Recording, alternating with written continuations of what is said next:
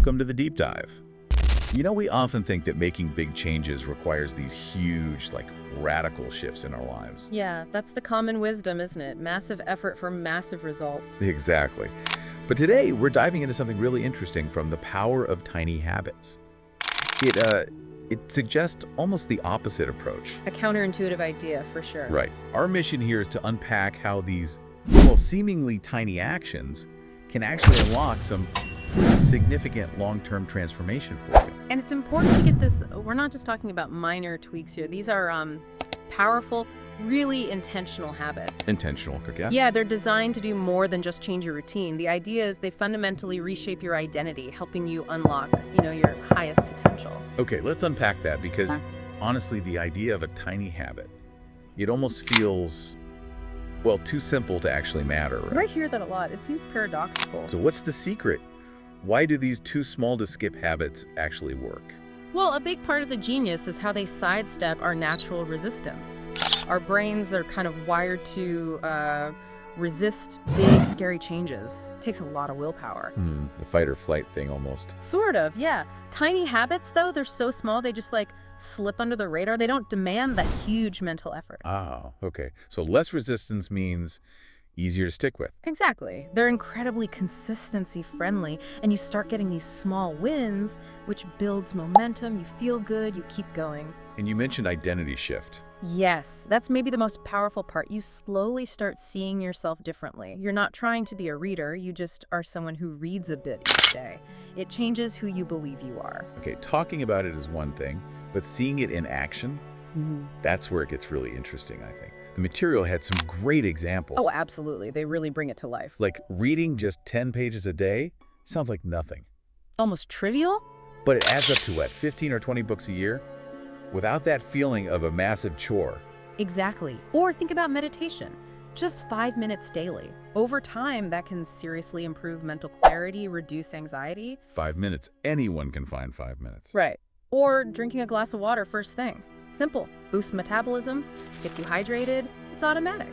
And the gratitude journal idea. Just noting down things you're thankful for. Yeah, subtly builds positivity, resilience, and planning your day, not some complex system, just 3 bullet points. Gives you that immediate focus. Provides clear direction, yeah. Keeps you on track without the overwhelm. It really connects to that idea about systems, doesn't it? I think James Clear said something like, You do not rise to the level of your goals. You fall to the level of your systems. That's the one. Right.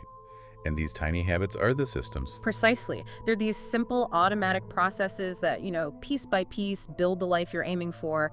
They become these powerful, often unseen structures. You're not trying constantly, you just do. Okay, this is making a lot of sense. So for someone listening right now thinking, all right, I'm in, how do I actually start this? What's the practical advice? Thankfully, the research makes it pretty straightforward. First step, pick one habit. Just one.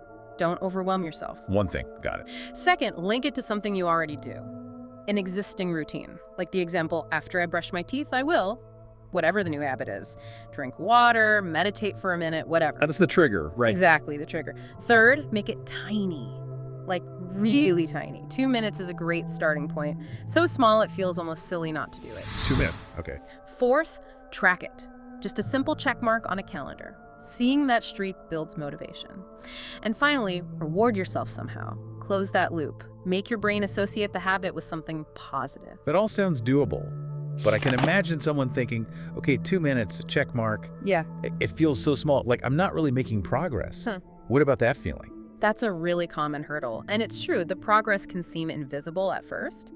That's why the key is consistency, not intensity, especially early on. So don't get discouraged. Definitely not. The source material really emphasizes this. Missing once. It happens. Don't beat yourself up. But missing twice. Yeah. That's the danger zone. That's starting a new habit of skipping. Okay. So get back on track immediately. Immediately. And also, think about your environment. Make the good habits easy. Make the bad habits hard. Set yourself up for success. That makes sense. Remove friction for the good stuff. Exactly. And remember that identity point. You become the person you want to be by acting like that person. Want to be healthy? Do the small things healthy people do consistently. It really brings up a question for you listening. Yeah. What tiny action, just one, will you take today to start becoming the person you aspire to be? That's powerful. So this deep dive really hammers home that unlocking potential isn't about some grand, sudden discovery. No magic bullet. It's about building that consistency, one small, positive step at a time. It changes how you see yourself, what you feel capable of.